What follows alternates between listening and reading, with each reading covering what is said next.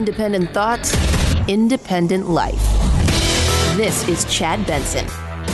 I was reading an article yesterday, later in the afternoon. Happy Wednesday to you, by the way. Woke Wednesday, a lot of woke stuff coming up in a little bit. But I was reading an article, and they were talking about what's coming to the east of the Donbass region in the Ukraine. And that this is going to be tank battles that we haven't seen since the Battle of the Bulge. We haven't seen, this is Belgium all over again. This is the Battle of El Alamein. This is Rommel versus Monty and Patton kind of scenario that we're going to see. And the ugliness that's also going to come out of it is something I don't think that maybe we're not ready for yet, right? Like, we don't see, when you look at World War II stuff, you can go online tonight, go on the military channel, right? There's always some Hitler show on, the Einsatzgruppe, Hitler's, horrific group of people that would go in and just clean out towns. And it's awful. Essentially, they were just mass murderers who would just go behind people and just kill indiscriminately, kill and destroy. But it's black and white. It seems like it's not even real. We're seeing this in real time. And it's about to get ugly. And yesterday, as awful as I think at times Biden has been on this, he's been feckless at times. He's been all over the place. He has been, look, I appreciate the fact that he's not trying to get us into something. At the same time, I can't stand the fact that he doesn't also remember we too have weapons of mass destruction. We too are powerful. And sometimes you've got to be a monster to take on a monster. So one thing about Trump, was it like a month or so ago, there was that big, Trump would come out and he talked about, Putin wouldn't have done this with me. And he said something to John Daly, the golfer. He's like, John, he wouldn't have done it with me. I told him, hey, Vlad. I like Vlad. I got along with him. Great, good guy, bad guy, whatever. Good, bad. He read my book, found it the greatest book of all time. He said, Vlad, I said, if you try anything, I'm going to blow those big, beautiful golden arches. Just destroy him. He says whatever he says. And he goes, now, I don't know if he believed it, John, but I only have to have him believe it 5%. Putin doesn't believe, for an instance, that the world wants anything that he has right now, as far as, even though we're watching them fall apart. We're watching them, yes, kill and destroy. But we better do something. And I don't want to get into a war. Good God, no. At the same time, I think we're starting to realize if we don't do something now, we'll have to do something later. So now is the time to arm them with everything. Now is the time to give them everything they ask for and then go, oh, by the way, we threw in a couple extras. But what if he launches a nuclear attack? He's not going to launch a nuclear attack. Because he understands mutual destruction is real. The Chinese don't want him to launch a nuclear attack because they understand, hey, you know what? If this is the way you're going to be, well, everybody who is on your team will get a taste of what we have. But he did use this word yesterday, which people in the UN won't use, which a lot of other people won't use. I absolutely agree with him wholeheartedly when it comes to this. When so many others won't, he's decided, yeah, you know what? I'm going to say it. Genocide. I called it genocide because it's become clearer and clearer that Putin is just trying to wipe out the idea of even being able to be a Ukrainian. Yeah. I think it's clearer and clearer. And by where they're going in the east in the Donbass region, mostly Russian speaking. This is the region that was supposed to be, that it was very close when they had a vote about that they identify more as Russian or Ukrainian. He's going to kill all of them. He doesn't care. And he used the word genocide. He used it. The evidence is mounting. It's different than it was last week. The more evidence is coming out of the literally the horrible things that the Russians have done in Ukraine. Yeah. The horrible, horrible, horrible things. It's about to get uglier than I think we realize. And unlike black and white footage, it's TikTok. It is going to be Discord. It is going to be Telegram. It is going to be, you name it.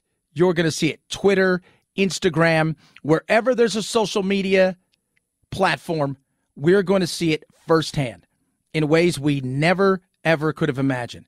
This isn't some guy embedded with troops filming stuff. This is firsthand accounts, guys wearing GoPros, seeing it in live action.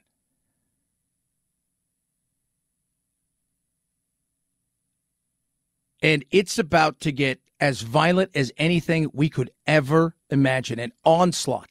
And unlike so much of what we've seen for the last God knows how long, this isn't one group beating another group to submission, which is what the Russians hope.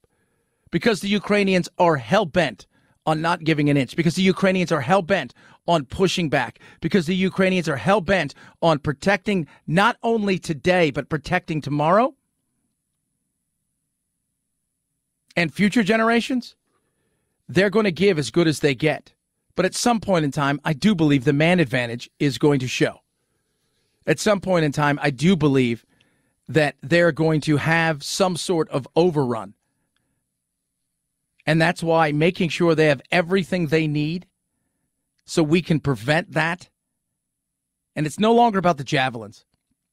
I mean, they're talking about tank battles. Go back and look. El Alamein, go back and look at Rommel, there's the Desert Fox and there's the Monty and Patton. They're talking about actual, the Battle of the Bulge, tanks across from tanks. Who would have thought we'd see that in 2022?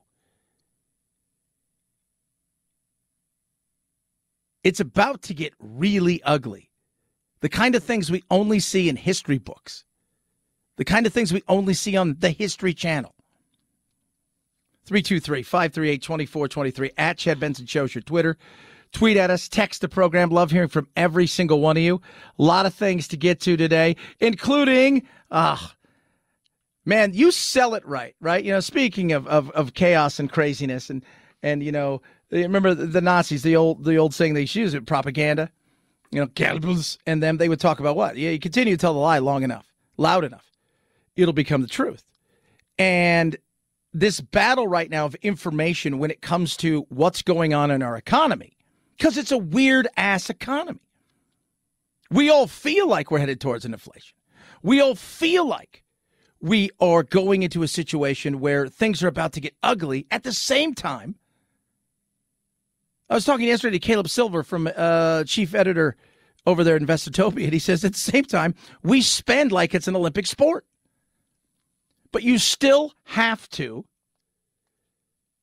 pitch something to the American people and whose fault it is that things are getting weird, wacky, and unpredictable with the economy. And for a year plus under this president, there was some good, but there was also inflation. By the way, inflation has taken over as the number one thing that people are worried about. Small business was worried about the shortage of workers, which is important because small business is the engine of this country. Well, guess what? It's inflation now.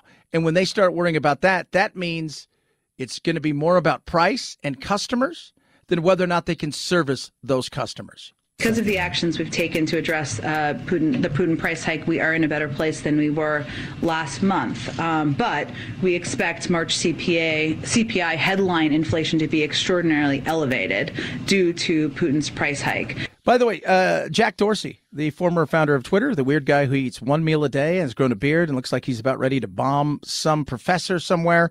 I say that jokingly if you've ever seen. He does, though. He looks like I feel like he's living on an island somewhere. And he's got like 3 or 4 girls around him. He's drinking tropical drinks. They meditate for 12 hours a day, and then he tweets a few things. But he said he called Putin. He called Biden and them out. So stop trying to make this about essentially everybody else and that this is Putin's thing. You guys, it's not true. And I was like, whoa, that's weird. And again, both sides hate Dorsey. But to get that from a guy who is, the right looks at him and thinks, this guy's evil, right? He cuts everybody off. You can't mention anything on Twitter. And again, he doesn't have much to do with Twitter anymore. He's stepped down, and he's just, again, he's a monk or whatever it is he's doing. But it's the Putin price hike. It's the Putin price hike. It's the Putin price hike. We got so much to talk about the Putin price hike today. How real is it? Why don't they take any responsibility? The amount of spending that, first of all, Trump and them, they did something. It had to be done. We weren't quite sure. Then there was another one, and you're like, But that was a little different under Trump because it was a weird situation where you're getting something done. Some places were still closed down. Some places weren't. And then all of a sudden, Biden comes in, and he puts that rescue plan on steroids. And think about this. We've spent more money on that one thing that Biden did than the entire bailout in 2008. Ooh, I didn't think of that. Crazy, right? Absolutely. You wonder why you print all the money in the world, you hand it out to a bunch of people, get them hooked on it, devalue your own currency, and you wonder why, well, I don't know why prices are going up 8, 9, 10%. Lot to talk about today. 323-538-2423. At Chad Benson Shows your Twitter. Tweet at us. Gilbert Godfried passes. We're going to talk about that. Oh, my. I love Gilbert Godfried. He gave no Fs. And as I was saying to somebody yesterday, he and Norm Macdonald charged at jokes like a 3-year-old who's wiped boogers on their shirt and there's still snot coming out their nose.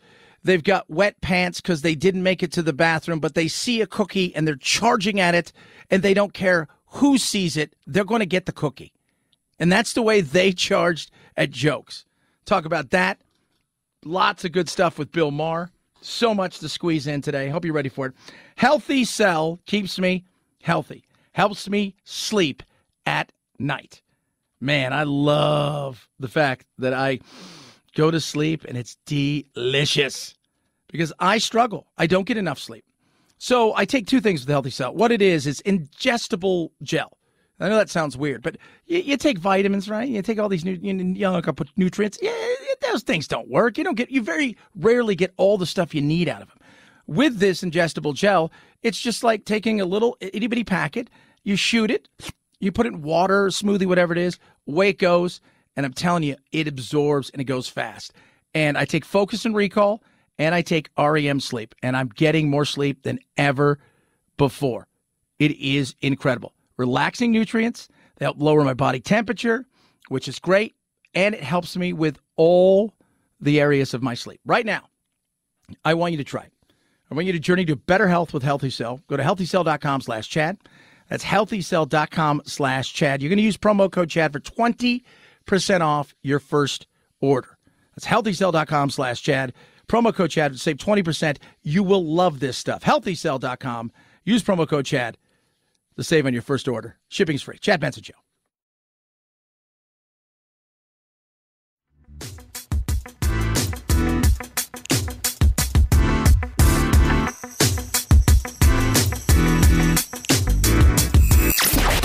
Wanna be, boys? Give me a bowl of chili with plenty of peppers. One Mexican heartburn. Why don't you mugs grow up? The Chad Benson Show, where independent, a la carte thinkers have a seat at the table and a voice in the dialogue. I'll have what she's having. This is Chad Benson.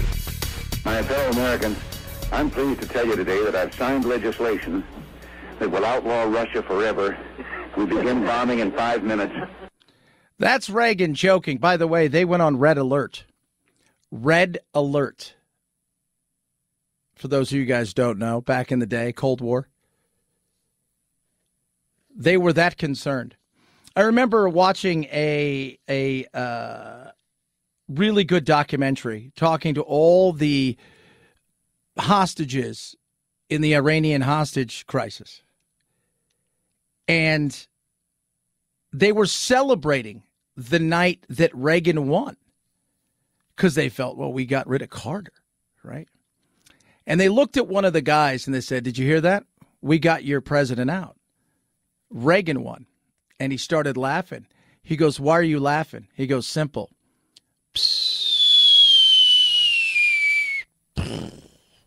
And he said, all of their faces changed immediately. Sometimes you need a monster to fight a monster. And I think we forget that. When you look around there, Putin is probing. Putin is one of those things. He's this guy that's looking for your weakness. We talked about what he did with Angela Merkel. The first time they met, he knew she was terrified of dogs. Terrified of dogs. He brought his dog. He's looking for your weakness. When he should be respecting your strength. He looks over here. He sees a fragile old guy. And I got nothing against Biden. Biden's been wrong way too many times, especially in foreign policy. Way too many times. But he looks over and he sees somebody and he says, that guy's not my match. And he's right. But that guy doesn't fight. And we need to remind the pooter, you know what? Let me tell you what we can do. Let me tell you about our stuff. So before you get itchy or jumpy and you want to make like a frog and leap, let us just put out there that maybe that'd be the worst thing you could ever do for your country and for your future. We don't have a leader like that. And he knows it. 323-538-2423 at Chad Benson Show is your Twitter. Tweet at us, text the program. Crazy COVID stories out of China. Little woke fun for you. Common sense stuff, too, with Bill Maher. So much stuff to squeeze into. It's the Chad Benson Show.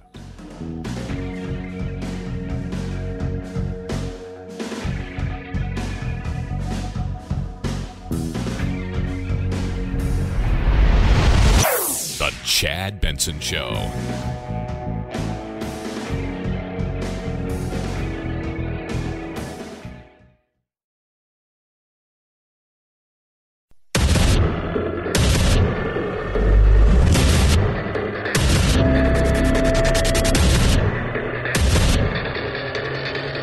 Independent thoughts, independent life. This is Chad Benson. Look, the Democrats know they're going to get their asses handed to them. The economy, we're still a nation that votes with their pocketbook, and we will always be that way, right? Because as the economy goes, so goes we. They go, well, capitalism is evil, it's horrible, and I'm going to tweet that out. Okay, have fun with that. But really, you know, to me, the being a leader, you've got to be able to say, you know what, some of this is on us. Yeah, I'm not blaming all the inflation issues on Biden. That's disingenuous if you do that. You're only looking to stir the pot and get your side of the aisle. That's all Biden's fault. No, it's not. It's absolutely not. Inflation has been going up under Biden pre-Putin. And I look at, even with the way that he's dealt with the oil and gas nightmare that has landed on us. Well, we're energy independent. We're not. We're not oil independent. That's what people care about. Are we oil independent? No, we're not. But I go back all the way to Obama talking about, I'm going to make it so gas is so expensive and oil is so expensive. I'm going to put these industries out of business. You go all the way back to there. That's why they don't live in a world of common sense. They live in the world of pandering to people who don't buy their products, who are going to vote for them always, who are going to bitch, whine, and moan about everything because everything to them makes them a victim. And that makes me laugh.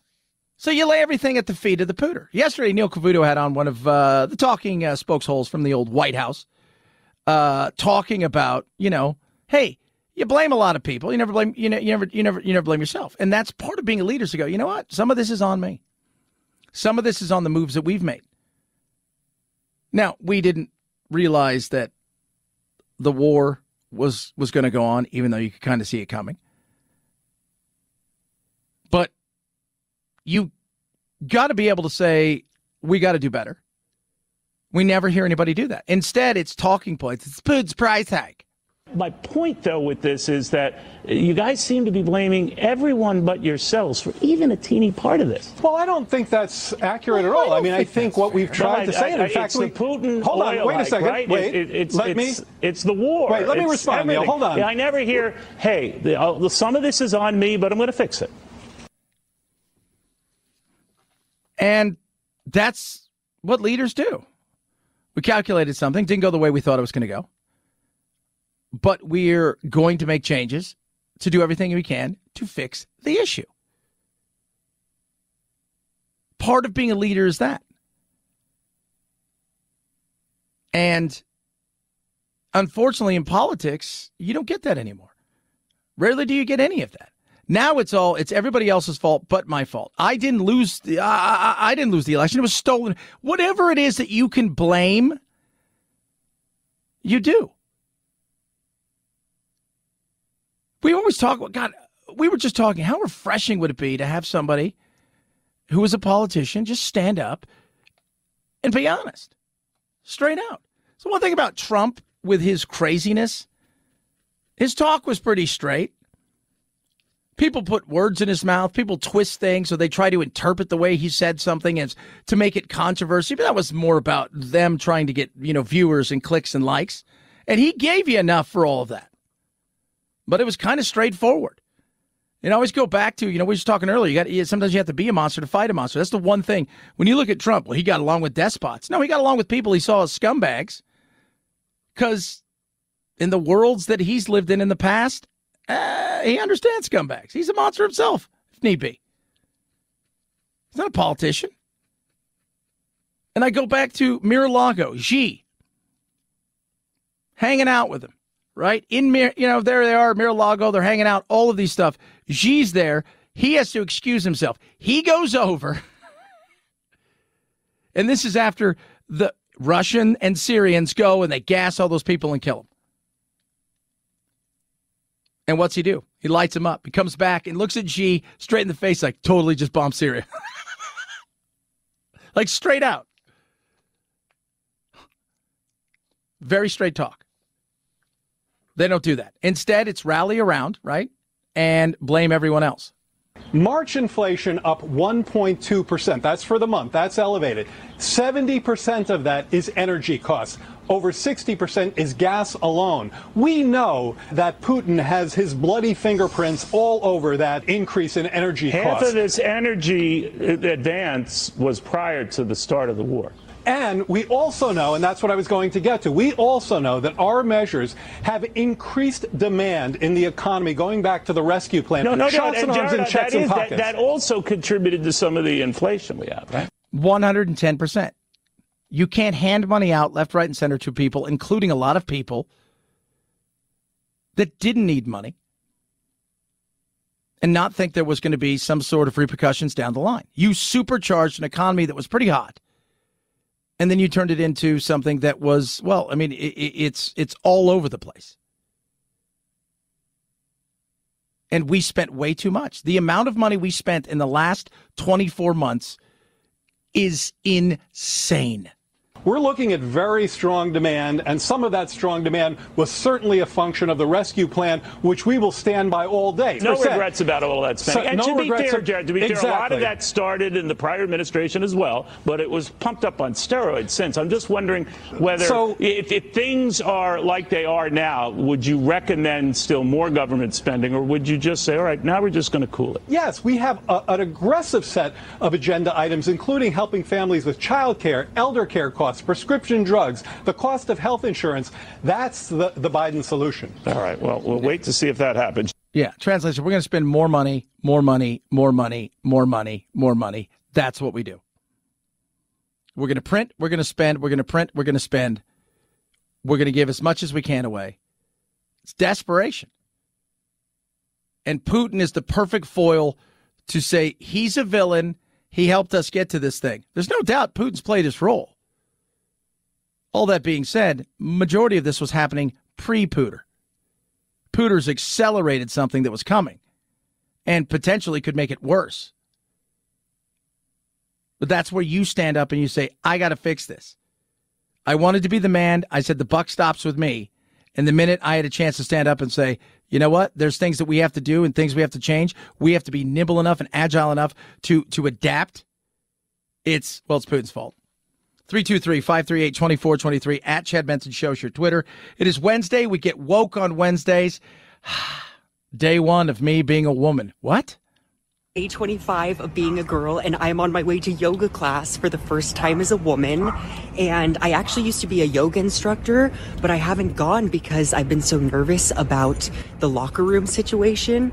Because actually the last time I went, I used the men's locker room a few months ago, and a guy walked in and was like, oh my gosh, this is the men's locker room. And I was like, ah!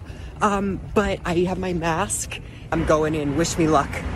Wish you luck for what? Well, you know, because you're a woman now. Are you really a woman? Are you?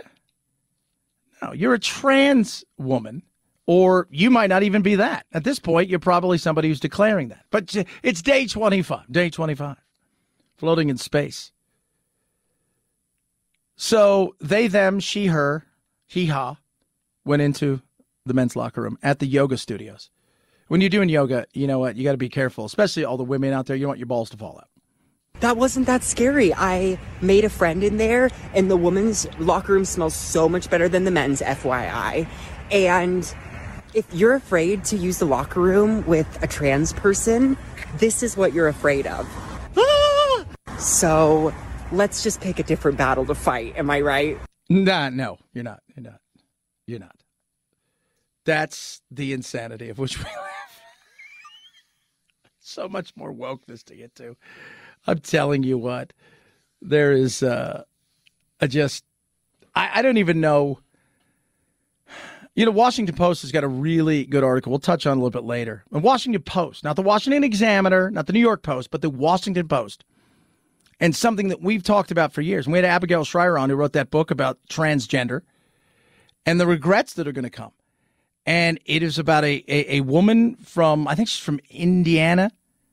Maybe from Minneapolis, and she's a software developer. And essentially she talks about, hey, my life's pretty much screwed.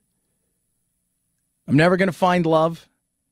And there's no way I should have ever gotten the surgery or been allowed to do any of these things. It's a great story. And we touched on a story last week where you've got this young British woman, trans woman, who essentially echoes the same sentiment, which is all I needed to say was I was trans, a 30-minute consultation over the phone, and they started giving me hormones and started scheduling me for all the gender-affirming surgeries. Never once asking, hey, what's your mental state? What's your mental state? Never once asking, is there anything else here? Like it used to be a long time ago. By the way, they only did it in, I think the Mayo Clinic was the only place they would do surgeries. And it took years for somebody to get the hormones going and years before surgery. Now it's just as simple as, you know, going down and buying some gum from the store. That's scary. A lot more wokeness to get to as well today. So much stuff. Man, there's so much stuff to get to. Friends, including the craziness of the Frank fellow.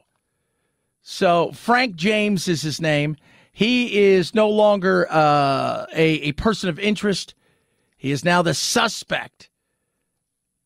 I found something weird yesterday. This is about, you know, catching him, not catching, what's going to happen. I said I found it weird that after the shooting, within mere hours, they said it has nothing to do with terrorism, nothing to do with anything. And I'm like, they have no history of this guy. They don't even know who he is.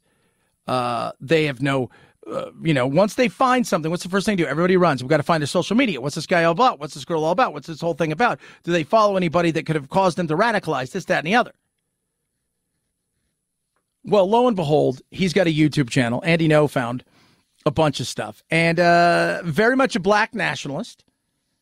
And this is just a snippet of some of his YouTube fun and insanity. This is about Ketanji Brown Jackson.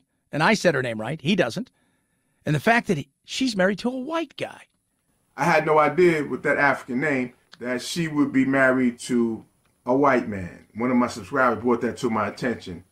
Yeah, our black sister, Supreme Court Justice, power to the people, is married to a white man. I don't believe. Oh, God. Wait a minute. This is the period. There he is. White man. Black sister. Ketanji Taylor. Married to a white man. By the way, that's, wait till he finds out that it's, Paul Ryan's brother. Oh, man, the whitest of white men. He couldn't even say her name. He goes, whatever her name is. We had to cut it out because there's so many bleeps in there. He also talked about mental illness. But it was just weird how fast they dismissed. Well, it can't be terrorism. Oh, it can't be? No, it can't be. If it's a white guy, it's total white national terrorism. 323-538-2423. At Chad Benson Show, your Twitter. Tweet at us, text the program. Love hearing from all of you. Got my new studio. Getting ready. We're going to do our test run Friday just to make sure everything's up and running. And Monday, I'll be working on my new studio closer to my house, so I don't have to get up early. And one of the things is we moved in. People before didn't take great care of it. A lot of stuff. It stunk a little bit. So first thing I did is Eden Pure. Right? I want to make sure it smells good because I'm going to be inside of a enclosed room doing stuff. Eden Pure. Within moments, you could go, okay, it smells better. I was gone for a few hours, came back. Smells amazing. People smoked in there. There was food left there. People, I don't have to worry about that. Eden Pure took care of all of it. And if you're thinking to yourself, so what is this? It's an air purifier. You plug it straight into a wall. There's zero, and I'm talking zero filters to buy. Super quiet. And within minutes, you will smell the difference. Right now, the Eden Pure OxyLeaf 2 Thunderstorm, you're going to get 3 units. You're going to save $200 on that by using code CHAD3. This Oxy technology quickly destroys viruses, odors, mold, any smells with just a few seconds. 150,000 have already been sold, and there's no filters. You plug it straight in, and you're ready to go. Right now, save $200 in the Eden Pure Thunderstorm 3-pack. You will smell the difference. Go to EdenPureDeals.com. Put in discount code CHAD3 to save $200. That's EdenPureDeals.com. Discount code CHAD3. Shipping is free. EdenPureDeals.com. Code CHAD3 saves you. Chad Benson Show.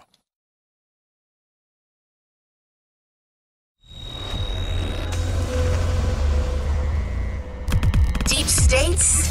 No. Deep doo-doo? Yeah. The Chad Benson Show. The Charlotte, North Carolina-based donut maker is selling a dozen donuts for the price of a gallon of regular gas. Beginning today and every Wednesday through May 4th, Krispy Kreme will use Monday's national average gas price to set the promotional price for a dozen of its famous glazed donuts, which typically sells for around $9. How about that, right? What a great, could probably cost them a nickel to make, but that's a great thing. And I love me some Krispy Kreme, and you can rarely have just one. They're like chips, and they shouldn't be like chips. They're worse than chips as far as the calories, but the taste is delicious. God bless you for just getting people to go, hey, you know what?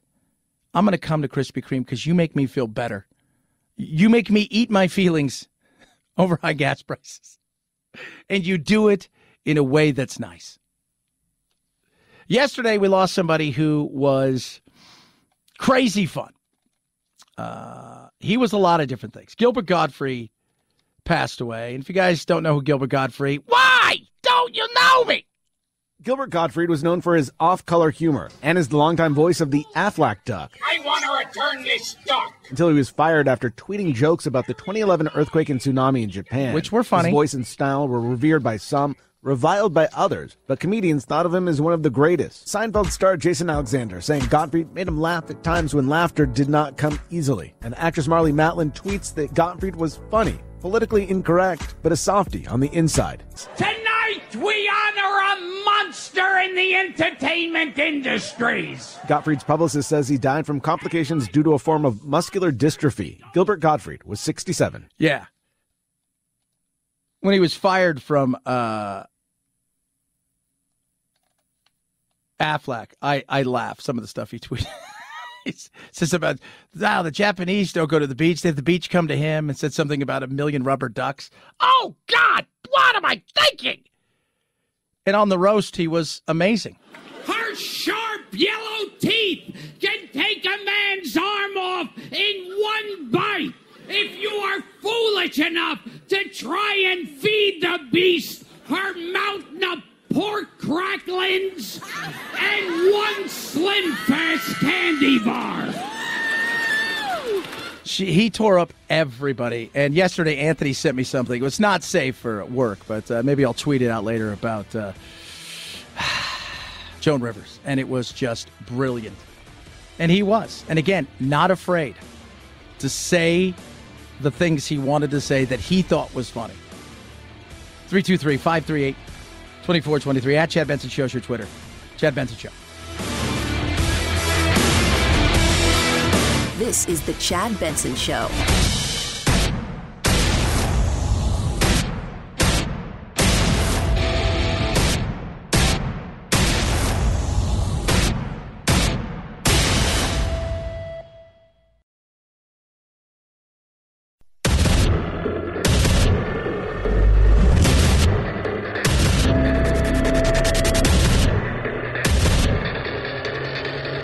Independent thoughts, independent life. This is Chad Benson. Well, it's been like 79 years since we've seen the biggest tank battle arguably ever. Kursk. Massive tank battle. Tank battles.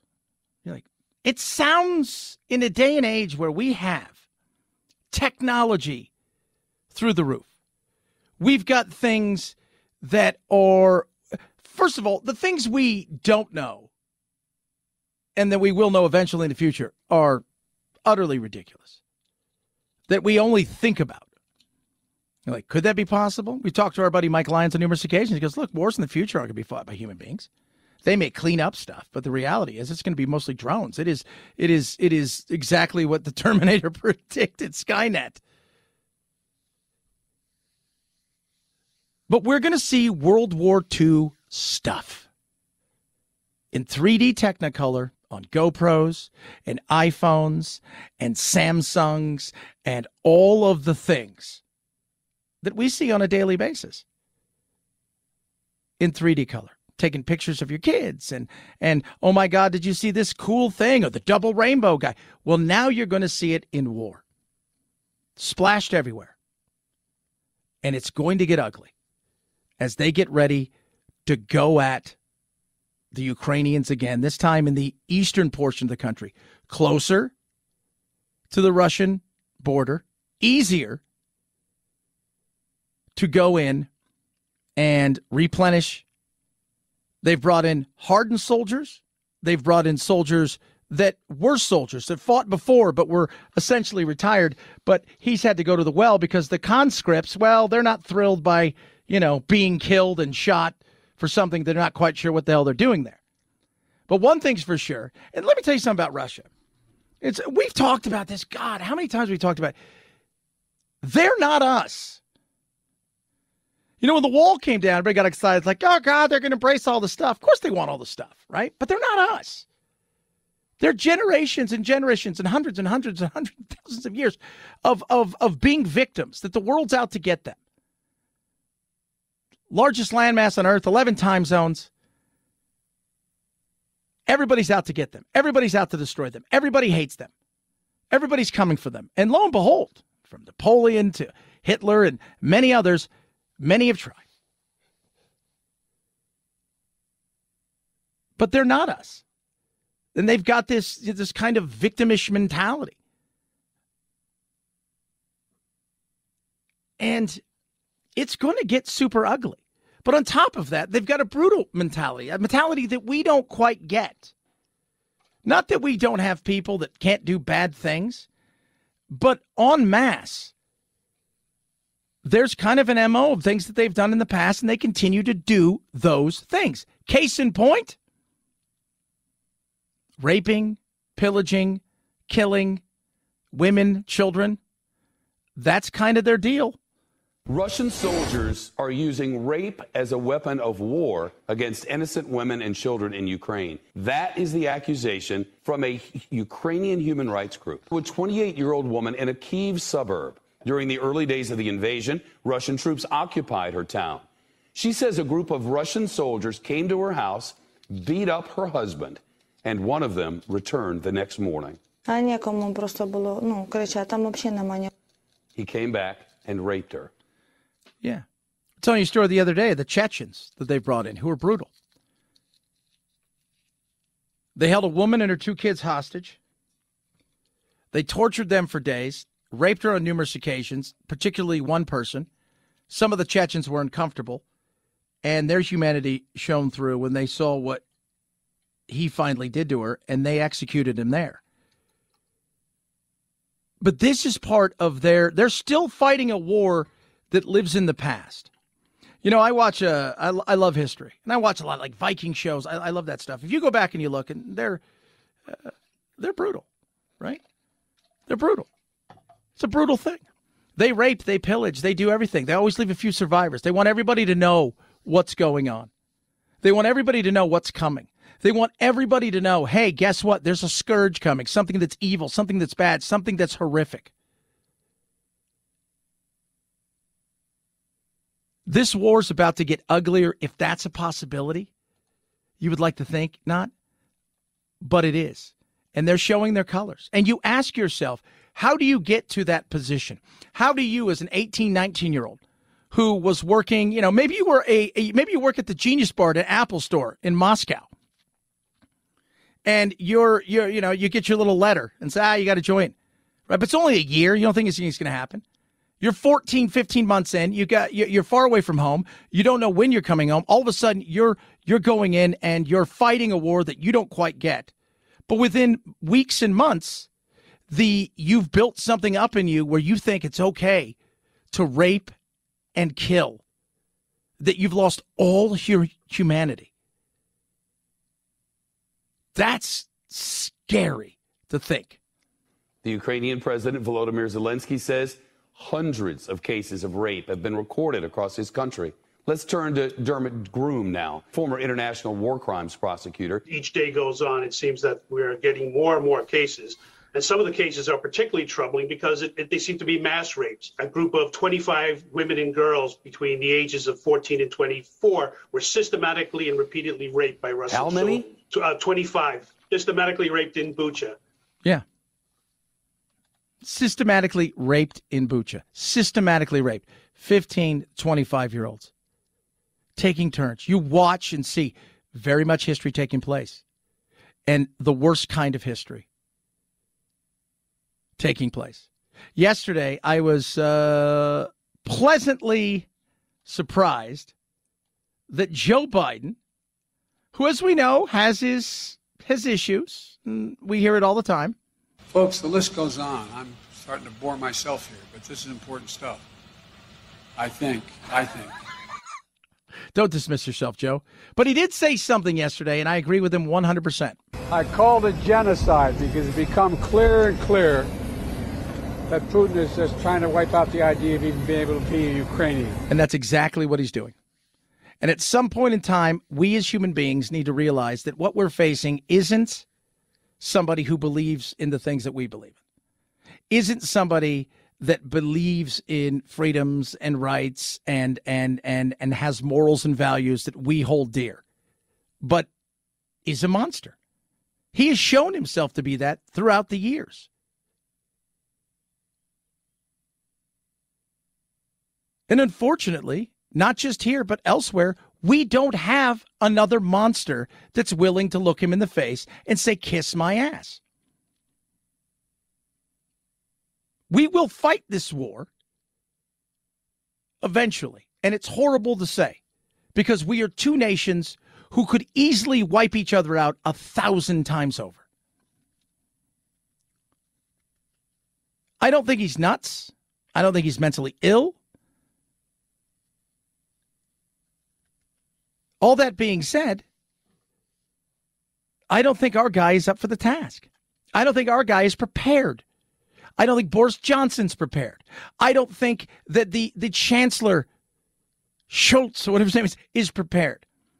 I don't think Jens Stoltenberg from NATO is prepared. I don't think there is another person out there that's the monster in this case that we need.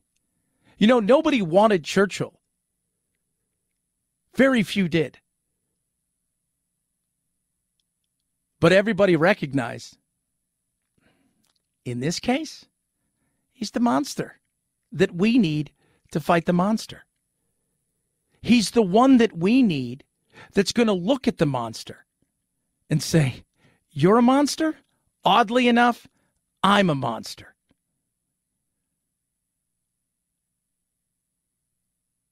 We don't have that now.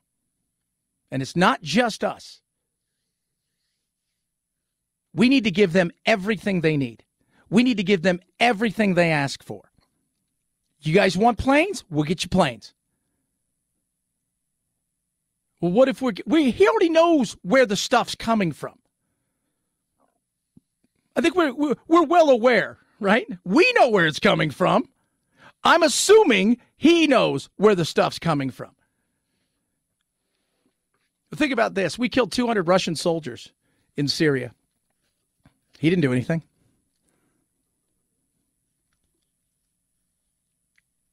I'd rather put the Ukrainian people in a position to not only defend their lives and their future, but put them in a position where we may not have to fight.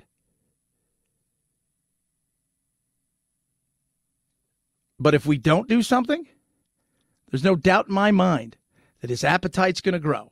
And as it grows, chances are we'll have to get involved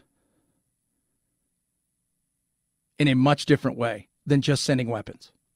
323-538-2423 at Chad Benson Show's your Twitter. Tweet at us, text the program. A lot of unserious stuff to get to, including a show in Japan that is coming here to America on Netflix that, oh my Lord, is every mom who has a play date planned, every school administrator would lose their mind. And it's coming here. It is called Old Enough. We're going to talk about that. Plus, Texas has shipped their first group of people from the border to Washington, D.C. I told my friend the other day, I said, who works here, I said, hey, we should go down and tell them we want to go to Washington, D.C. We volunteered. Just cross the border. Hey, it'd be great. We got a free trip to D.C. Talk about that, too. Oh, my Lord. Car Shield, 24/7 roadside, help if you need it. Right? So your car breaks down, you get 24/7 roadside help, just a phone call away, ready to roll. On top of that, you get your car fixed at the shop that you want to get it fixed at. On top of that, you can get a rental car for free and trip reimbursement. So when you think about how used car prices through the roof, new car prices through the roof, getting anything is virtually impossible in a timely manner. I was talking to my on-air partner from my local show. 2 months he's been waiting for his windshield for his car. 2 months. Now, it's a specialty windshield, but it still shouldn't be anything that crazy. And the cost is through the roof. Car Shield would have took care of everything for him. Made sure that he got stuff covered in the right way. Over 1 million people trust Car Shield. Why not be one of them? #1 auto protection company in America right now. Go to carshield.com/Benson or call 800-391-8888, 800-391-8888. You're going to save 10%, but you're also going to lock in your forever pricing. They got plans to start as low as $99 a month. That's carshield.com/Benson or call 800-391-8888 to save 10%. Lock in your forever pricing. A deductible may apply. Chad Benson Show.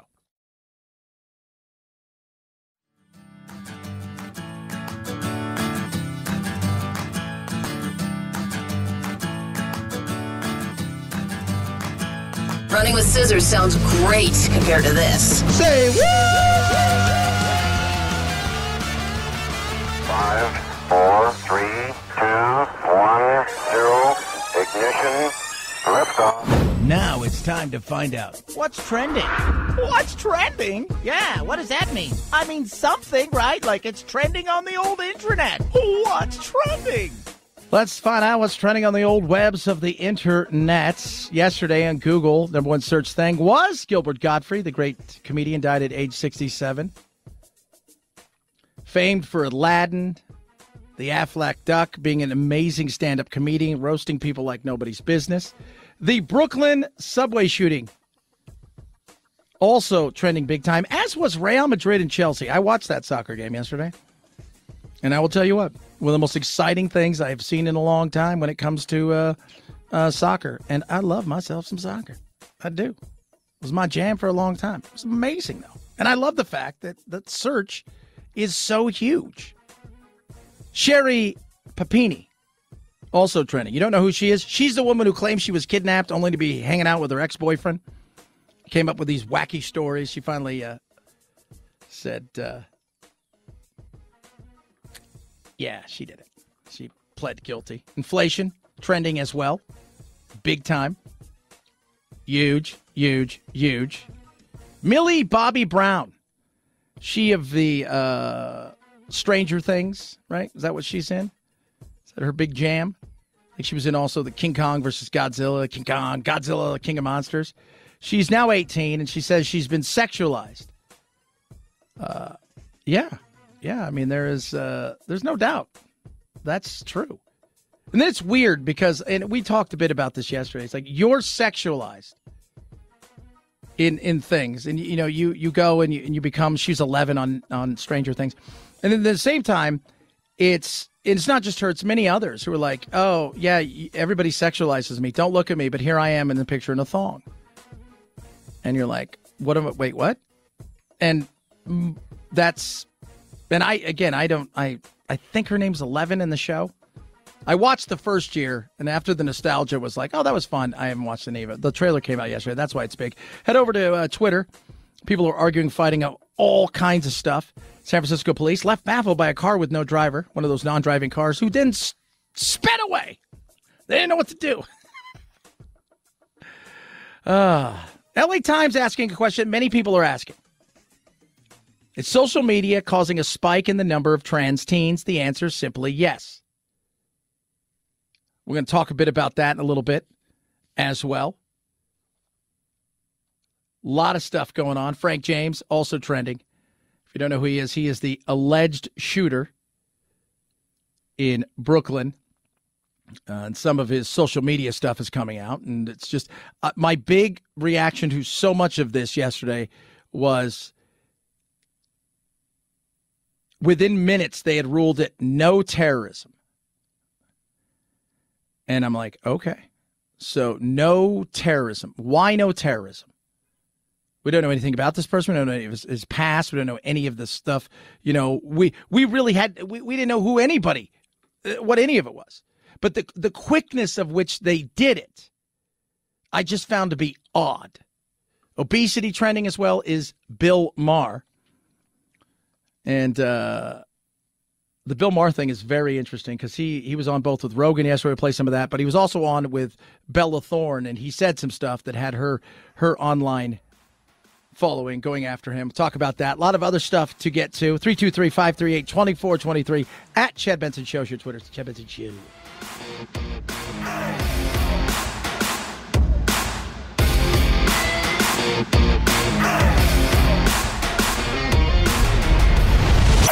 The Chad Benson Show.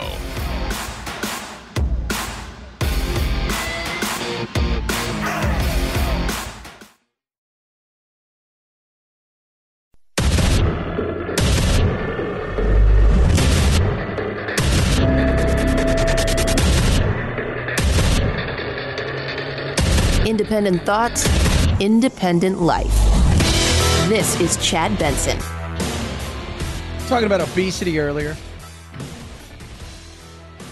Bill Maher, we touched on it the other day. The whole Lizzo thing. She's body positive. She's unhealthy. Was it Jillian Michaels talked about that 2 years ago? And everybody came after her, right? Yeah, you're fat shaming her. Stop it. You're not. You're just being honest. We've gotten to the point now where it is easier and better to lie to somebody, even if it down the road hurts them or potentially kills them, because you want to be seen as somebody who's a champion for whatever they're doing. Would we do that for somebody who's a coke addict? Or a heroin addict? Should we champion the homeless people who are out there smoking crack and doing, heroin in San Francisco? Should we champion their lifestyle because it makes everybody feel good? No, it's stupid. Now, there are ways that you could say certain things, but there's also honesty.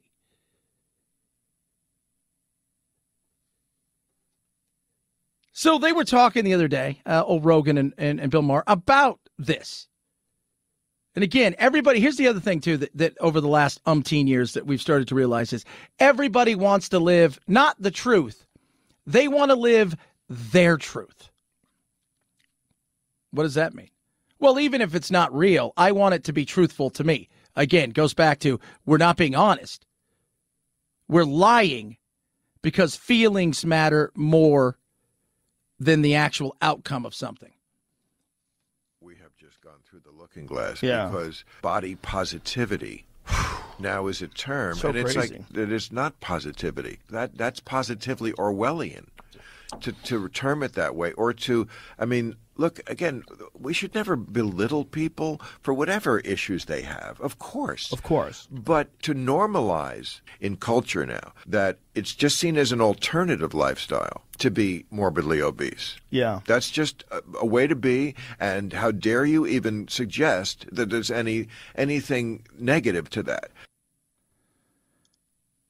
Yeah. It is Orwelling. It's weird.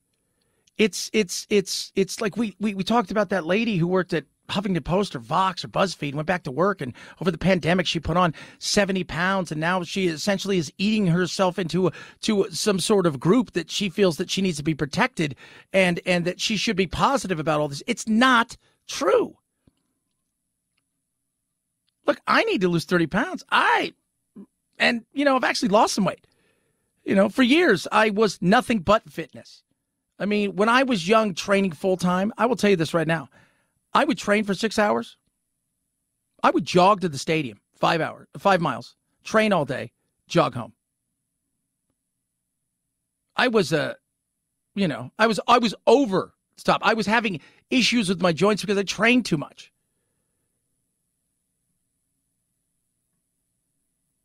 It's finding the happy meaning, but reality is, you know what? I eat like crap. I need to eat better. I know that. Talk to my wife about that all the time. I do need to eat better. I was joking yesterday. Macaroni and cheese is not little bananas. As much as I want them to be. But to be honest with myself, we're not. We're not. And again, it goes back to once you get to a certain level, now you can say, I'm a victim of some sort. I'm in a group. Somebody protect me. There is something negative to that. Now, beauty is in the eye of the beholder. Yeah, that's what you like. Fantastic. But science is not in the eye of the beholder. So when I see like every TV show now, it's like a minority group. Every TV show has to have a very large person. No, I'm serious. Because it's like otherwise you are somehow not representation. Right. Somehow you are prejudiced against big people. Yeah. Well, yeah, you have to have, if we really want to have representation on TV, stop having thin, beautiful people, just have larger people. And I think we all know what healthy is and obese is, right? I can go run a couple miles right now. It's not going to kill me. Am I where I want to be? No. But if you sweat putting your shoes on, if you haven't seen your feet in God knows how long, that's a problem.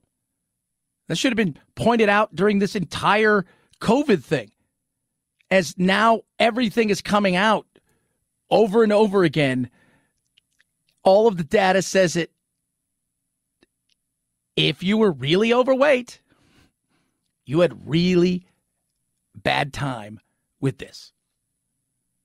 If you were really, really, really, really overweight, it was very potentially deadly to you. But we don't want to mention that because it would make people feel sad. Would it? Take away COVID.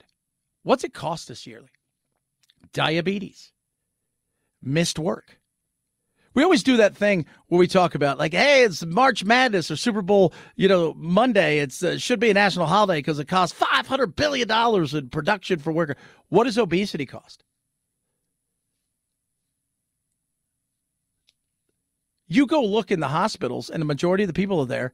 It's self-inflicted. It doesn't mean somebody who's uber healthy can't have something, happen to them. Usually it's genetic. Christian Eriksen, the great soccer player, had a heart attack on the field last year. It was a genetic thing. He survived. He's back playing.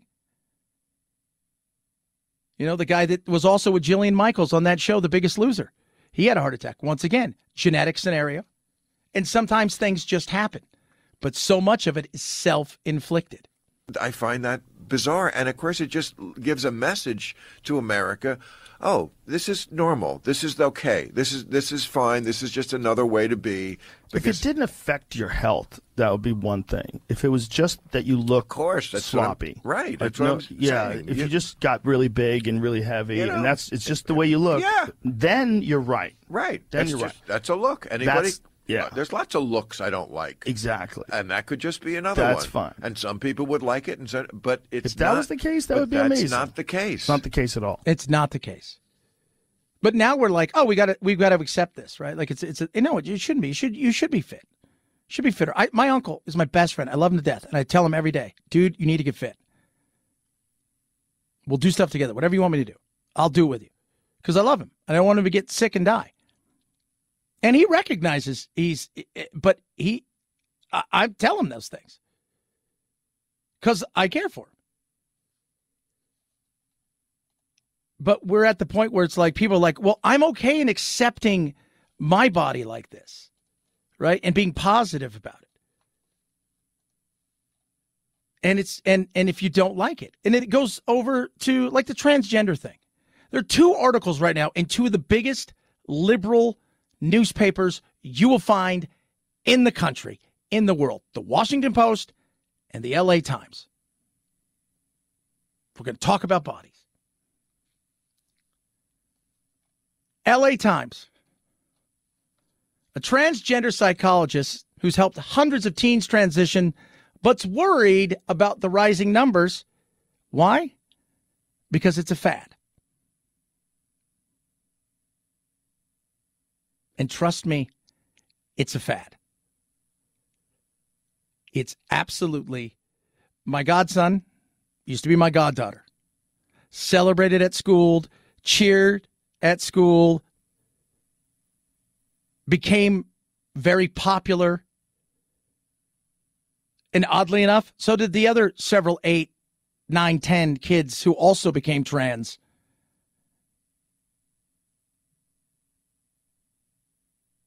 Oh, well, that's weird, right? Like, is there something in the water? She goes on to talk about the fact that, hey, you know what? She's 71. Here's a psychologist who's also trans, by the way. And she's helped teens transition. But she's worried that identifying as trans, many of these kids are falling under the influence of their peers, especially on social media. And clinicians, and we've talked about this with Abigail Schreier, she wrote this book that's amazing, and maybe I'll try to get her on next week. But one of the things she talks about is there's no mental health evaluations anymore, right? Because clinicians and doctors are terrified to ask certain questions that makes them seem like you might be anti-trans. They're worried about losing, and when Abigail was on talking to us about this, she said, doctors look at it two ways. I'm either going to lose my license today because I don't want to treat this person, or eventually they're going to come back in several years and sue me and I'll lose my license then. It's kind of the way they're evaluating themselves.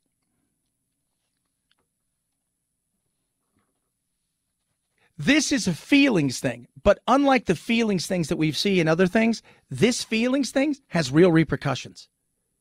She said, Miss Anderson, I think it's gone too far. For a while, we were all happy that society was becoming more accepting, more families than ever were embracing children that were gender variant. Now it's gotten to the point where kids are presenting at clinics whose parents say, this doesn't make any sense. And of course, she's transgender, but she's getting pushback because of the political insanity. And she talks about the fact that nobody understands nuance. The left and the right who live in the extreme worlds, guess what? They don't see the nuance in this. Anderson's journey, as she talked about, was slow. Because back in the day when she transitioned, there were steps that you went through. Steps that were much different than today. Steps where you lived as a woman or a man for a while. Steps where when you were doing that and living like that, not for a week or a day, or you got a short haircut or whatever it was, you lived like that for a while. You embraced that. And along the way, you're being evaluated mentally. Before you even got hormones, before you even got to the point where there was reassignment surgery. It took her, as she said, almost half a century before she became a woman.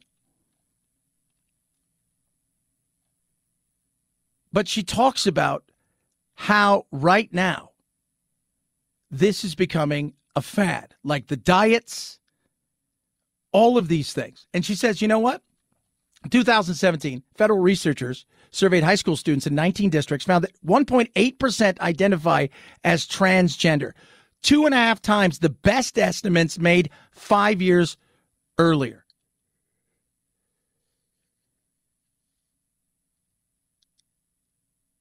She goes, I think in our haste to be supportive, we missed a certain element.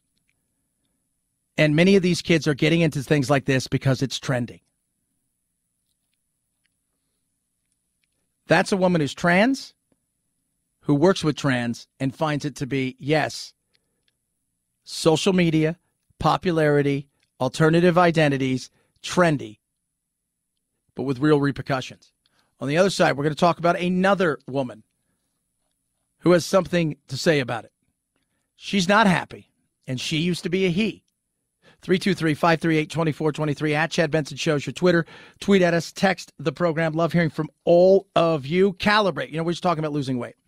And losing weight is it's weird. You know, like you got to work out and you got to do, yeah, there's, you know, calories in, calories out. You got to watch what you eat. All of that's true, but also one thing we've realized through science is sometimes your metabolism needs a little pep, needs a little reset. And that's what Calibrate does. With FDA-approved medication, one-on-one doctor visits, and one-on-one coaching, you're going to, and it's all done via video, you're going to reset your metabolism. Right now, if you go on a diet and you drop 15, 20 pounds, you're like, oh, this seems easy. Your body starts to panic because it thinks it's starving. So what ends up happening is it stops you from losing weight because your body was comfortable at a certain weight, even if it was unhealthy. With Calibrate, you're going to find out that that is going to change. You're going to make lifestyle changes that aren't going to be insane, that are very real and doable. And with the FDA-approved medication, you're going to drop percentage of body weight that's huge. On average, earliest members of Calibrate, 15% of their body weight they dropped. That can be you and more. Go to joincalibrate.com right now. Use code CHAD to save $50 off a one-year metabolic reset. That's joincalibrate.com, code CHAD, joincalibrate.com, code CHAD. Chad Benson Show.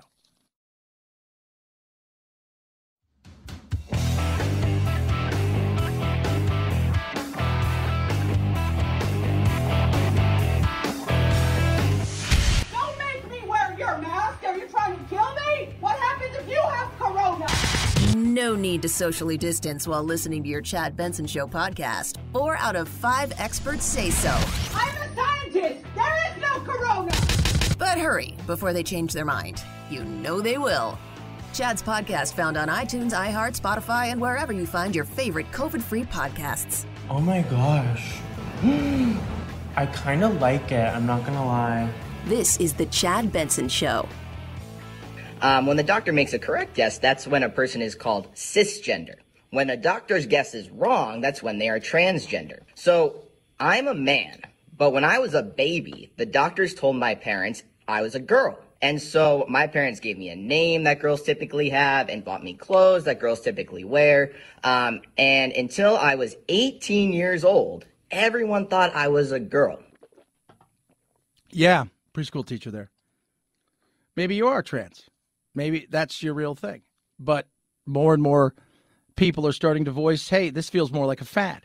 We're just talking about a psychologist who is trans, who deals with this, who says this is a fad. This brings us to another person. Karina Cohn, software developer, Indianapolis. She was 19 when she had sex reassignment, or gender affirmation surgery, as they call it now. She's 50. And it's an opinion piece she wrote in the Washington Post. I wish I'd known when I was 19 and had sex reassignment surgery. She talks about the fact that she had anxiety. She was depressed. She had all of these issues that were mental issues. She was also dealing with the same things that 99% of kids do. Uncomfortable in their own skin, uncomfortable in their body, not really just, you're going through hormones and all of these things are happening. Not comfortable potentially with their sexuality. And as she talks about this, she starts to realize, and everybody else does, look, I was going through what typical kids were going through. But at the end of the day, I got hooked up on what was then social media, much different kind of social media, where around people that cheered her on, that she, a peer group like thing. And you're seeing so much of that. She talks about the fact that she's never going to have love, never going to be able to have a family. And I love what she says about this. Most of all, slow down. You may yet decide to make the change. But if you explore the world by inhibiting your body as it is, perhaps you'll find that you love it more than you thought possible. Interesting. Very, very interesting. And the fact that it's in the Post and the LA Times, I think we're getting a bit of change coming. 323-538-2423. At Chad Benson Show is your Twitter. Tweet and text. Chad Benson Show.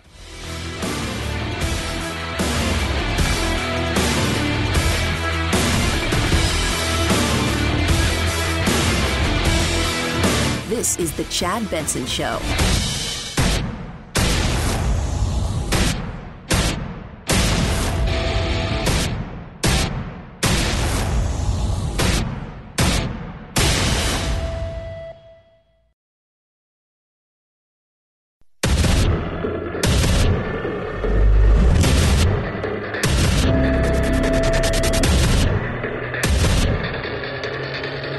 Independent thoughts, independent life.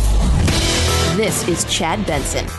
You can blame the pooter all you want, but the reality is inflation started to take off long before the pooter wandered into Ukraine to destroy it. And you can go and spin it, and you can talk about the price hikes that were only caused by the pooter. Because of the actions we've taken to address the Putin price hike, we are in a better place than we were last month. But we expect March CPI headline inflation to be extraordinarily elevated due to Putin's price hike. Yeah, so Putin did this singularly. He knew it. He was like, oh, man, we got to get mad. I got to get this guy out of here, right? I was reading that yesterday. One of the headlines on one of the old talking shows. It's Putin's Saudis going to get involved in the U.S. election again and destroy our election, blah, blah, blah, blah, blah, blah. Aren't you guys always trying to do that? Aren't we doing that to his election? Of course we are, even though we know it's fake and he's going to win. But Putin's price hike, that's not real. In the last 6 weeks, has he added to the previous 60 weeks? Yes, you could absolutely make a case for that. But there's a lot of other things that have gone into this. And those things need to be talked about. They do. 100%. But nobody wants to talk about it. Right? Because if you're a Democrat, you only want to talk about, look at the unemployment, right? You want to talk about the good.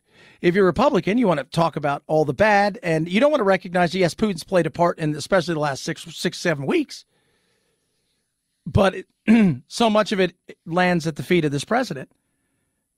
The monetary policies that he's thrown out there, the continual spending nonstop, the printing of money. And yeah, some of it started under Trump. Let's not pretend it didn't. At the beginning of this, we had to make serious choices about the way that we handled certain things. But did we need a second, third, potentially fourth? Do we need to throw so much money out there that was very rarely accounted for and people were able to just feed at the trough? But you've got to talk about it being Putin's price hike. And that is, they're sitting around coming up with stuff. Got a great idea. We'll call it Putin's price hike. Putin's invasion of Ukraine has driven up gas prices and food prices all over the world. The two largest grain producers in the world, China and, Ukraine and Russia, are not doing what they usually do. So everything's going up. We saw today's inflation data. 70% of the increase in prices in March came from Putin's price hike in gasoline. Yeah, okay. 70% did. You are absolutely correct in that. 70% did. In March. It didn't start in March. Did it? Well, no, but you know what I mean. No. Neil Cavuto had on one of the talking heads from the White House the other day talking about this stuff, right? Trying to it's a good conversation. As Nancy said, it's spirited conversation about inflation. My point, though, with this is that you guys seem to be blaming everyone but yourselves for even a teeny part of this. Well, I don't think that's accurate at all. I mean, I think what we've tried to say, and in fact, it's the Putin hold on, wait a second, right? Wait, it's the war. Wait, let me respond, Neil. Hold on. I never hear, hey, some of this is on me, but I'm going to fix it. Nobody ever says that, because always remember, politicians' job is singularly not to do the things they're supposed to do. Federally, what is our government supposed to do? Protect our liberty. They have nothing else. That's your job. It's your job. Yeah, you create laws, this, that, and the other, but at the end of the day, it's protect our liberty. You know what their jobs really are? Whether it's local all the way up to the presidency, to get reelected or to get the next person reelected. That's your job. Your job is to fundraise, is to campaign, is to shake hands and kiss babies. It's to beg for money. It is to have sound bites. It's to get reelected. Most importantly, never take the blame and always blame somebody else. Always blame somebody else. And right now, Putin is perfect. He's evil and bad. We all can't stand him. There you go. That's real. That being said, to try to blame the preceding 14 months on Putin, and if anybody believes that, and there will be people that do, you're an idiot. March inflation up 1.2%. That's for the month. That's elevated. 70% of that is energy costs. Over 60% is gas alone. We know that Putin has his bloody fingerprints all over that increase in energy costs. Half of this energy advance was prior to the start of the war. And we also know, and that's what I was going to get to, we also know that our measures have increased demand in the economy, going back to the rescue plan. Shots and arms and checks and pockets. That also contributed to some of the inflation we have, right? Yeah. Translation. You handed out tons of money. You printed tons of money. You devalued our currency. You throw that in with COVID, broken supply chain, handing out money to people who didn't need it. You supercharged something while people were sitting at home and staring at Amazon or calling up people going, you know what? I don't like our kitchen. I'd like our kitchen to get done. I need all new appliances. Lo and behold, oh my God. Craziness. We spent more money just in this last round of printing up dollar bills than we did on the bailout in 2008. It's crazy. We've been seeing inflation rise for most of the past year. In fact, for the last 6 months, inflation has been above the Fed's average target of 2%. So this is not just about the war. This is about persistent supply chain problems, and it's about the fact that demand is really, really strong, in part because of policy choices that we've made. Yeah. Hold on a second. You're part of the group that's saying, well, there was inflation before Putin. You got another going, well, this is mostly about Putin's price hike. And the policy was, well, Trump got to give away a whole bunch of money. We want to do it. We want to take care of stuff. We want to rescue everybody. We're looking at very strong demand, and some of that strong demand was certainly a function of the rescue plan, which we will stand by all day. No regrets about all that spending. And to be fair, Jared, a lot of that started in the prior administration as well, but it was pumped up on steroids since. I'm just wondering whether, if things are like they are now, would you recommend still more government spending, or would you just say, all right, now we're just going to cool it? Yes, we have an aggressive set of agenda items, including helping families with child care, elder care costs, prescription drugs, the cost of health insurance. That's the Biden solution. All right. Well, we'll wait to see if that happens. The Biden solution is print more money, borrow more money, spend more money, and we'll go from there. And all the while that's going on, while we worry about the Putin price hike, Putin is continuing to be Putin. He's continuing to go out and do what he continues to do, which is to rape and pillage. And now we're in for what many people are getting ready to say is going to be the bloodiest, nastiest battle we've seen in our time. We've seen awful things. We've seen battles in Afghanistan and in Iraq. We've seen insurgencies and we've seen stuff like this. But we're talking about something here. You know, the worst part of the Iraqi war, the worst part of the war in Afghanistan, we didn't see 10s, 20, 30,000 people killed in a few days. We didn't see tank battles. And that's what we're talking about now. Tank battles. Old style. Battle of Kursk. Battle of the Bulge. Right? El Alamein. Like tank facing off against tank. And that's what we're getting ready to see. And the cost of lives is going to be through the roof.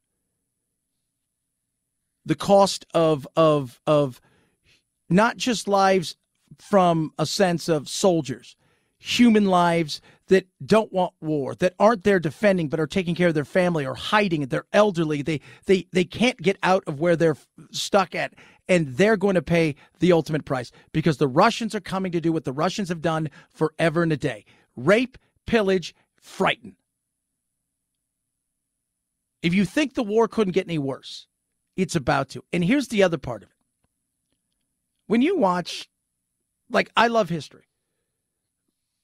I read a lot, study a lot, love watching Military Channel, History Channel. When I was in Europe, I would travel by myself and go to places where battles took place.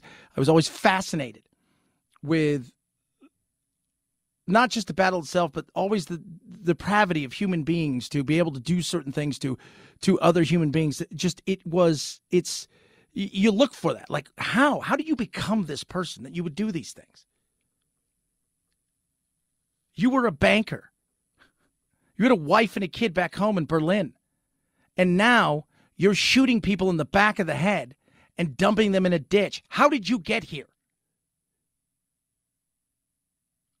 We're about ready to see stuff in real time, not in black and white, on GoPros, on social media. And it's going to get ugly. And this is where the world needs to seriously sit back and make a choice, make a stand and say, are we going to allow a guy to overrun this country, to eliminate everything in his path? Because eventually,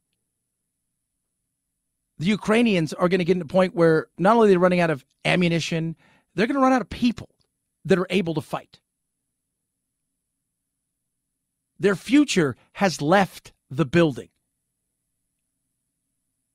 young children, mothers of childbearing ages, they're gone. So we need to take a stand. And that stand isn't just about Russia, but it's also sending a message to China. That if you think you want to get froggy and jump somewhere because you see zero repercussions, think again. I don't think we have a leader in the world right now that is in that position to look across the table at this monster and say, all right, I see you there. Now let me show you what we're capable of. And it's not about getting into a war. It's about reaffirming that we too have toys that are deadly. And our stuff works. That we're not going to be pushed around. And that you already know we're giving them weapons and we're giving them more. 323-538-2423 at Chad Benson Show's your Twitter. Tweet at us, text the program. Love to hear from all of you. The good, the bad, the indifferent. Feel free to tweet. Feel free to check out the Instagram and all that other stuff. Rough Greens.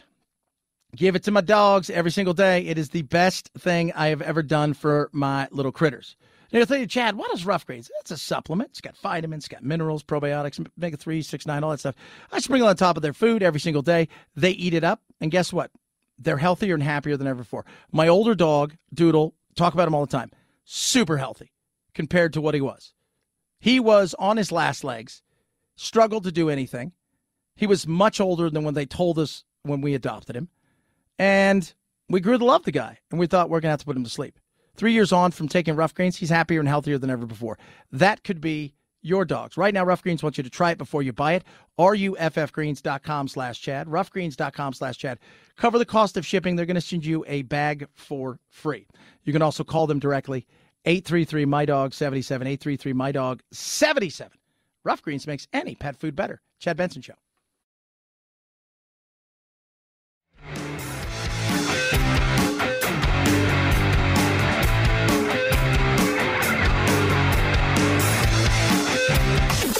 Helen Keller is a Nazi terrorist that is a male. Is that what you're telling me right now? Yeah. Are you thinking of Hitler?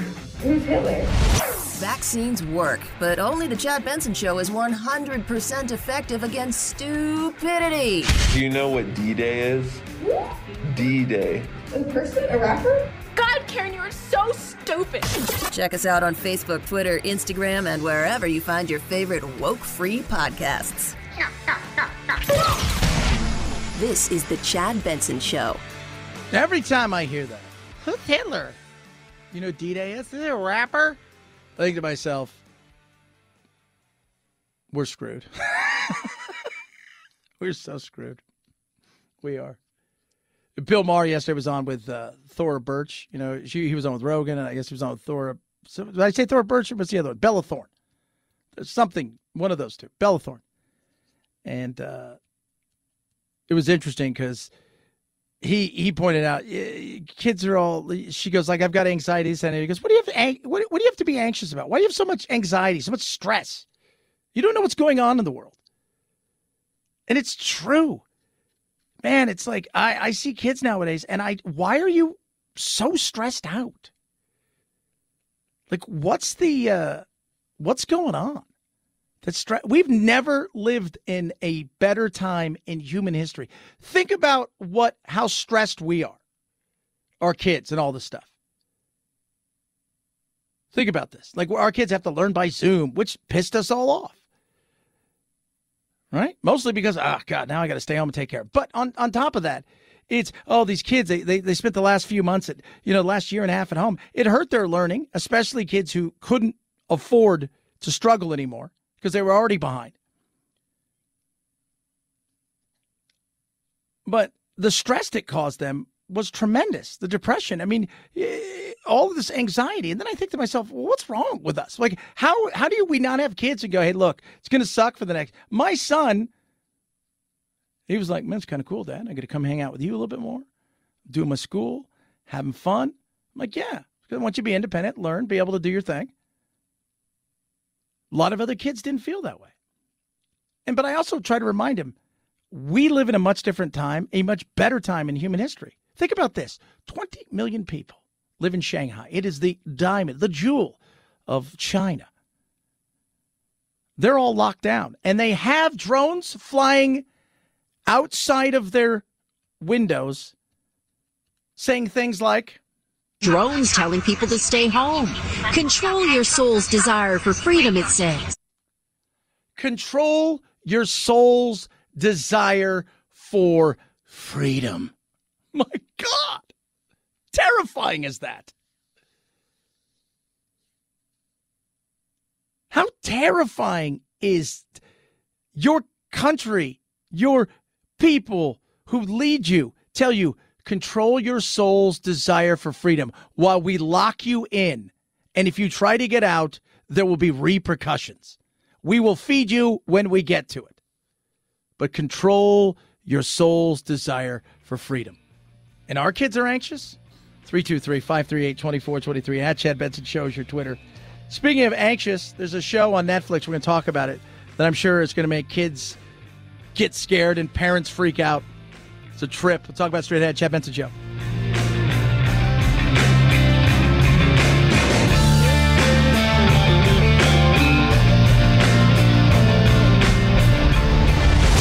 The Chad Benson Show.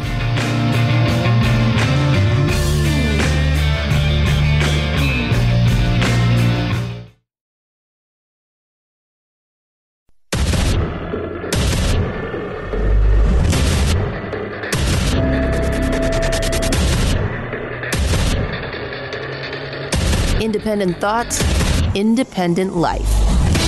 This is Chad Benson.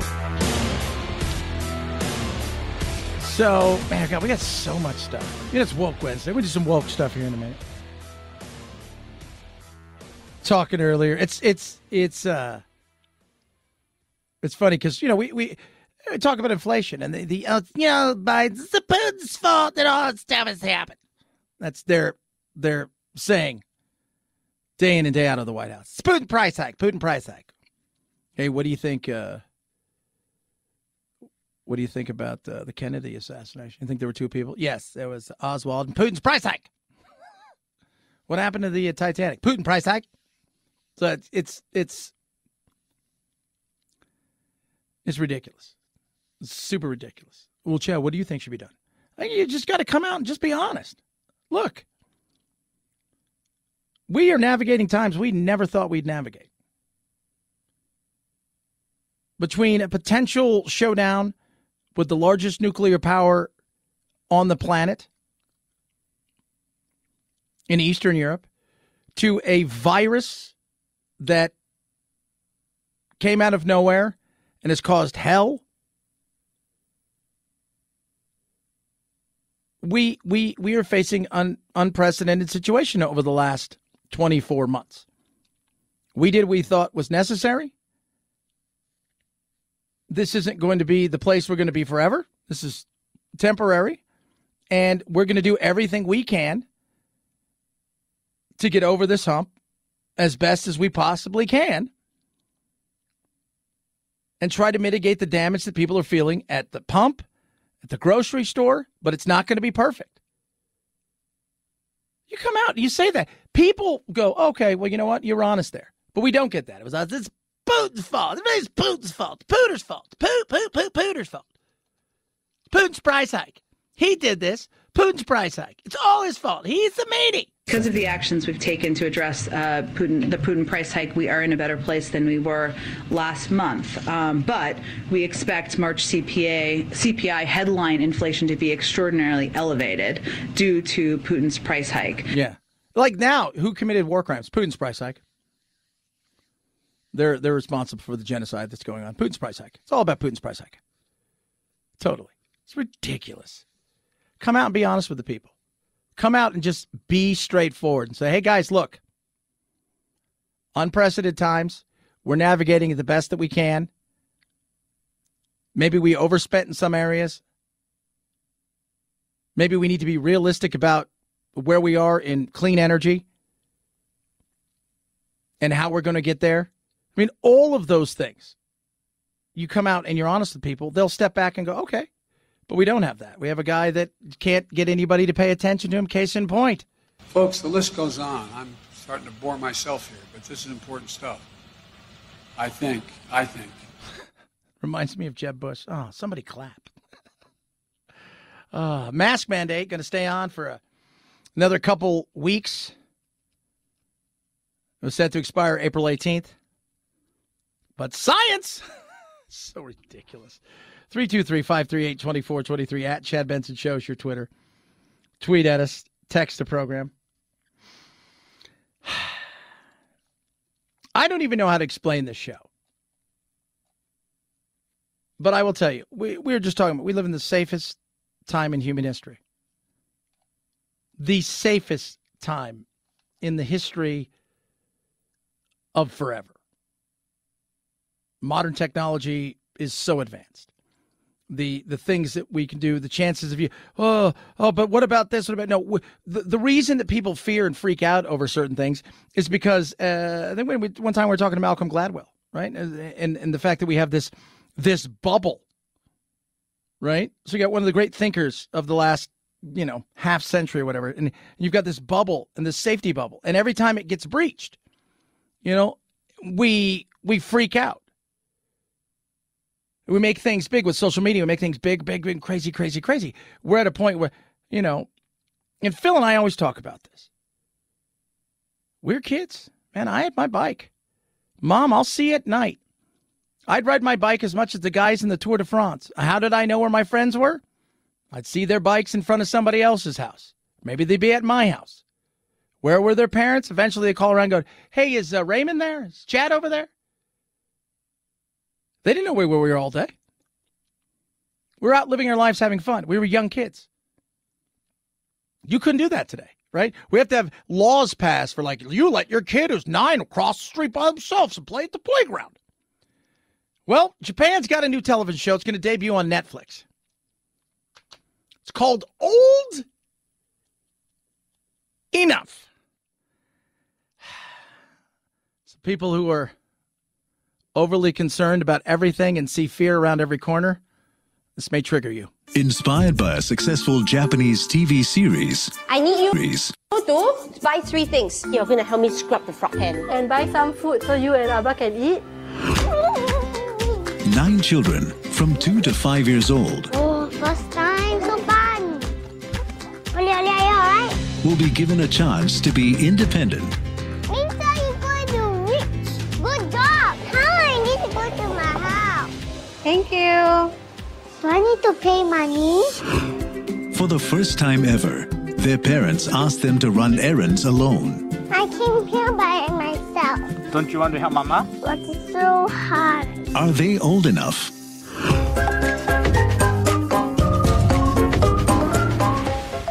Are they old enough? 2 to 5-year-olds who will go out into the city and go on adventures. Go to the store. What? No, impossible. Yeah. Hey, here's this. Can you go get mom and dad some food? Give them some money. And off they go. This seems cruel and weird. The 2-year-old I'm a little bit iffy about. To be honest with you. Not that I think anything's going to happen. Japan doesn't have any kidnappings. It's one of the safest cities in the entire planet. I mean, countries in the entire planet. But the thought of allowing a child today to go out on their own at 5 or 6 to do anything, let alone to run to the corner market. Many of you listening who are my age, maybe a little bit older, at 5 or 6, I walk down to the corner market to get food, to get something to drink for mom, or, hey, I need you. Can you go down to the little liquor store down the street and get some milk? We need this, that, and the other. Yeah, totally. Now, we had a market not too far away. This is my neighborhood, the whole 9 yards. The same thing with the kids. A little different here, though. They're going to be taking buses in certain situations like that. Could you imagine that in today's world? When you get the police called on you because your kids are down the street at the park and their age ranges are from 8 to 11. Who you here with? Where's your mom and dad? Don't they love you? We would lose our mind. Old enough. It's very intriguing. And I want to see what the people are going to say about it, because you're going to get the usual Karens of the world. I find this to be child abuse. Really? Why is it child abuse? Well, if they're old enough to decide their gender, I think they're old enough to go get some milk. 323-538-2423 at Chad Benson Show is your Twitter. Tweet at us, text the program. I don't think we could even do anything like that in today's world. I don't think we have the cojones. People will scream child abuse.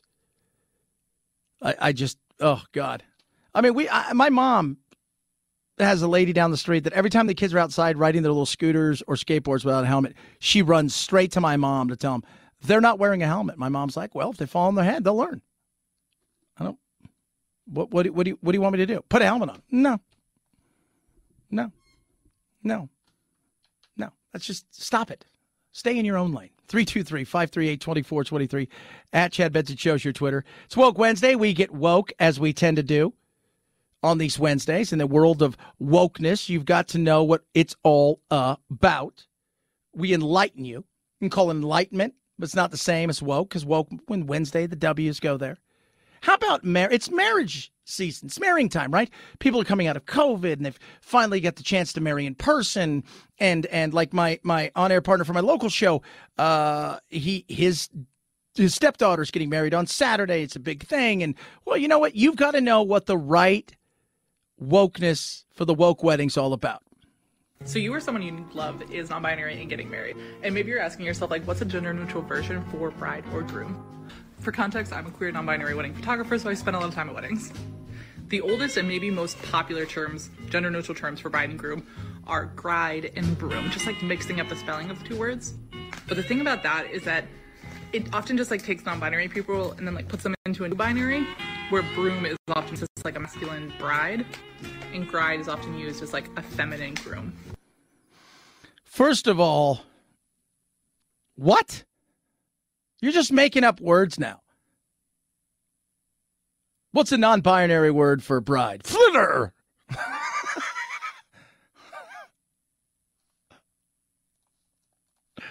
You got to know this stuff, because if you go to one of these things, you're like, I didn't know everybody here was coming and going, if you will. And if those terms feel great to you, then like go for it. But other alternatives are nearly wed, newlyweds, spouse, and my personal favorite, marrier. So a bride and a groom and the person who are marrying you are all technically marriers, but marrier is like a general term. And you can make up something totally new if you want. That's why it's not real. You do understand, you can make up something that's totally new. That's why it's not real. I always joke about the LGBTQ plus A or IOA or whatever it is, and I use P. For what? Pretend. Because it's pretend. It's not real. What about pronouns? Here's another woke preschool teacher. I don't know what the hell's going on with preschool, but wow. I think it's time we had to talk. Hi, my name's Az, and I'm a preschool teacher. So my classroom celebrates diversity. It's probably my favorite thing to teach. We usually use kids' books to talk about this kind of thing. Recently, we started wearing pronoun pins, and the kids get to pick a new pronoun pin. We have some that pick like she, her every single day, and we have some that change it up. No, sorry, that's indoctrination. You need to not be around children. Your job is to teach them blue, red. Your job is to teach them ABCs. Your job is to start teaching them to understand the first words. Your job is to also make sure they don't die. Your job is not to indoctrinate them and or push them in some sort of weird, insane way. So I recently realized that there's a whole lot of really amazing figureheads and people to look up to in this world who aren't white or straight or male or have what have you, and that we should learn a little bit more about these people.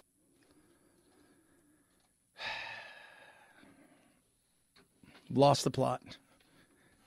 That's why when we talk about us being in the safest time in the history of the world, when you have to define what risk is and redefine it, when you have to make up things to be angry about, when you have to make up a world that's pretend, and then make up the monsters that attack, you know that life is good for the rest of us who aren't living in victimhood mentality and or activist. And I'm sorry, once again, you're a preschool teacher. I have a 3-year-old. She's a she. She knows that. She's a princess. She loves it. She's also a bit of a Viking. All that being said,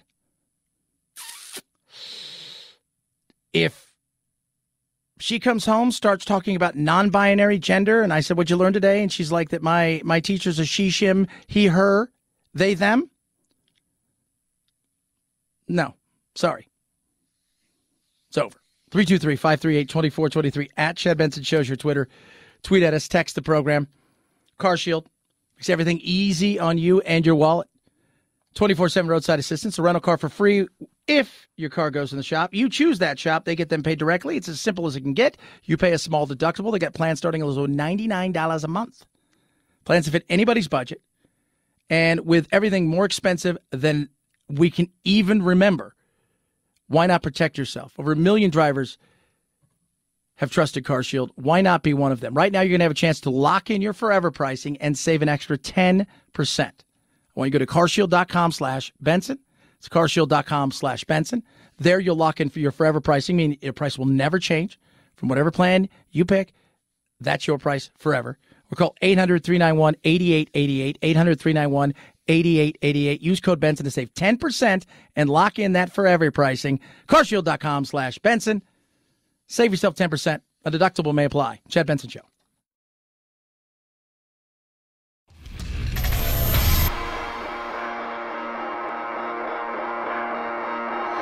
Welcome to Chad. No, not the country. The institution.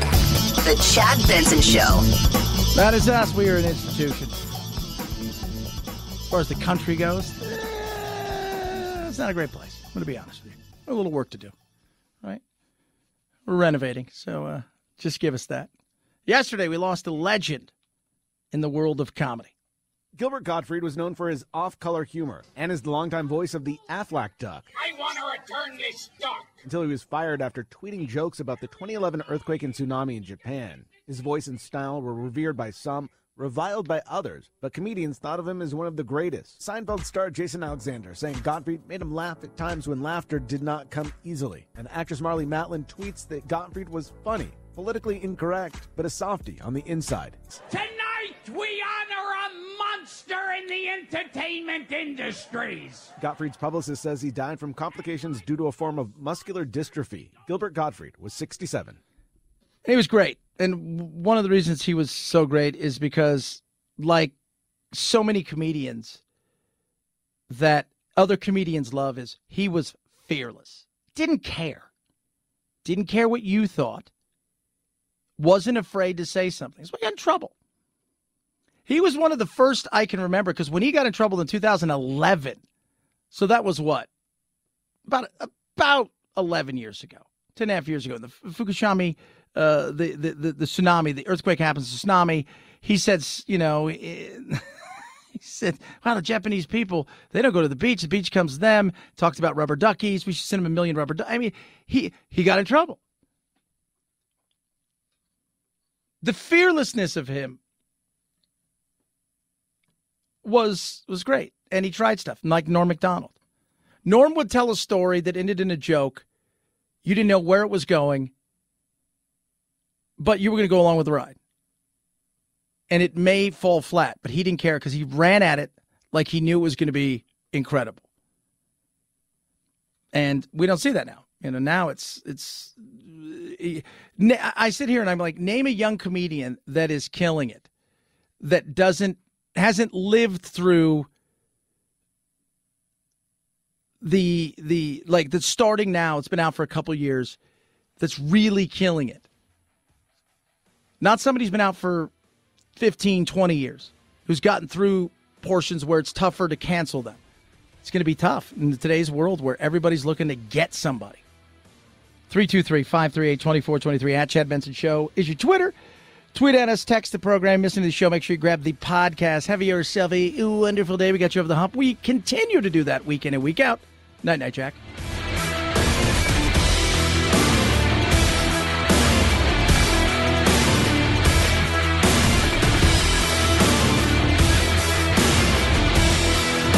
This is The Chad Benson Show.